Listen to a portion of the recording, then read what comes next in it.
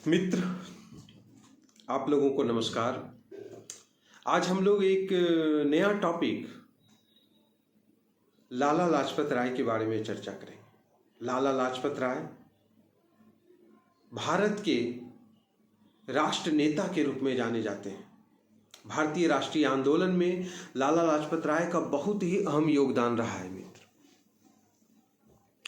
लाला लाजपत राय का जो जन्म हुआ था वो 28 जनवरी 1865 ईस्वी को पंजाब के मोगा जिले में हुआ था जन्म। और इनकी जो पहचान बनी भारतीय राष्ट्रीय कांग्रेस में गरम दल के नेता के रूप में।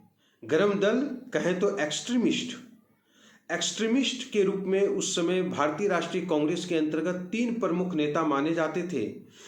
और वो 3 प्रमुख नेता में से एक नेता हमारे लाला जी भी थे।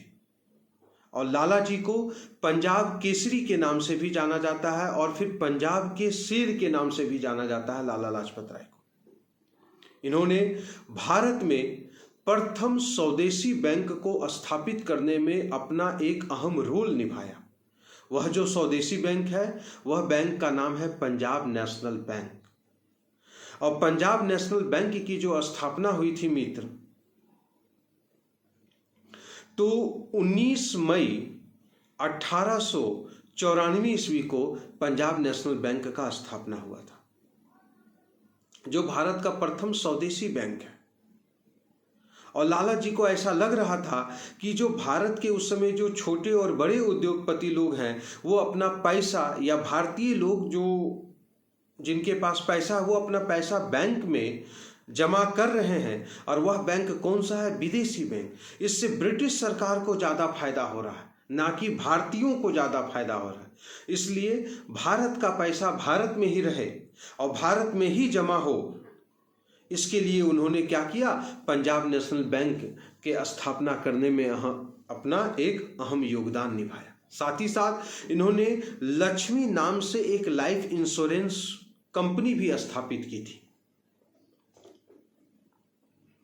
तो इससे ये पता चलता है कि लाला जी का जो ज्ञान था वो अर्थशास्त्र के रूप में भी अच्छा था। अर्थशास्त्री के रूप में भी लाला जी को जाना जा सकता है। राष्ट्रीय आंदोलन में देखें तो लाला लाजपत राय ने एक नारा दिया था, गो बैक साइमन।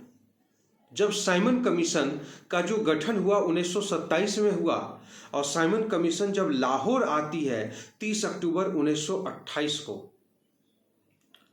तो साइमन कमीशन का इन्होंने विरोध किया।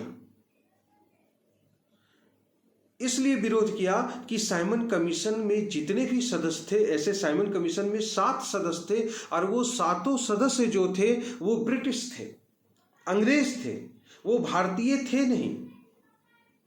और भारतीयों का ऐसा मानना था, या हमारे उस समय जो कांग्रेस पार्टी थी उसको ऐसा मानना था कि जो साइमन कमीशन भारत आ रहा है, भारत की समस्याओं को जानने के लिए आ रहा है, भारत में संवैधानिक व्यवस्थाओं को अगर वह बनाना चाहे तो उसके लिए सबसे पहले भारत की समस्याओं को उसे अवगत करना पड़ेगा, या भारत की समस्याओं को उसे जानना पड़ेगा। और भारत की समस्या वही लोग जान सकते हैं जब उसमें कोई भारतीय हो। लेकिन इन्होंने, ब्रिटिश सरकार ने क्या किया कि साइमन कमीशन का गठन भारत के लिए किया, लेकिन उसमें जितने भी सदस्य थे वो सभी सदस्य ब्रिटिश थे, अंग्रेज थे। इसलिए भारत के विभिन्न क्षेत्रों में विभिन्न राजनेताओं ने क्या किया? साइमन कमीशन का विरोध किया। उसी में से लाला लाजपत राय, जब साइमन कमीशन लाहौर पहुंचती है 30 अक्टूबर 1928 को, तो लाला लाजपत राय ने गो बैक साइमन का नारा दिया। गो बैक साइमन, साइमन वापस जाओ, साइमन कमीशन वापस जाओ, गो बैक साइमन। और उस समय लाहौर में जो पुलिस अधीक्षक थे उनका नाम था जेम्स अस्कोट। और जेम्स अस्कोट ने क्या किया? लाठी चार्ज का आदेश दे दिया। लाला जी पर लाठी की बारिश होने लगी। लाला जी इस चोट से घायल हो गए, और उन्होंने घायल अवस्था में ही कहा था कि इस लाठी का जवाब अंग्रेजों के शासन में ताबूत के कील के रूप में होगा।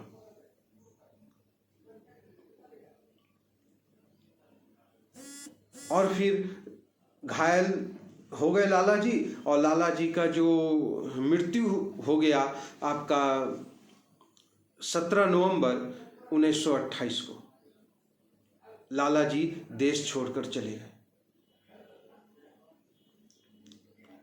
लाला जी की हत्या का बदला लेने के लिए हमारे भगत सिंह जो क्रांतिकारी नेता के रूप में जाने जाते हैं, हमारे राजगुरु जो क्रांतिकारी नेता थे, उन्होंने क्या किया कि जेम्स अस्कोट को मारना चाहा।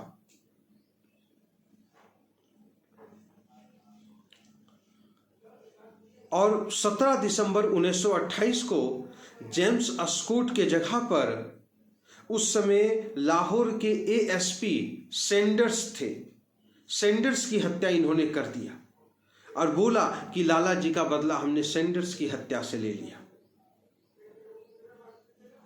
तो मित्र, आज हमने लाला जी के बारे में बताया।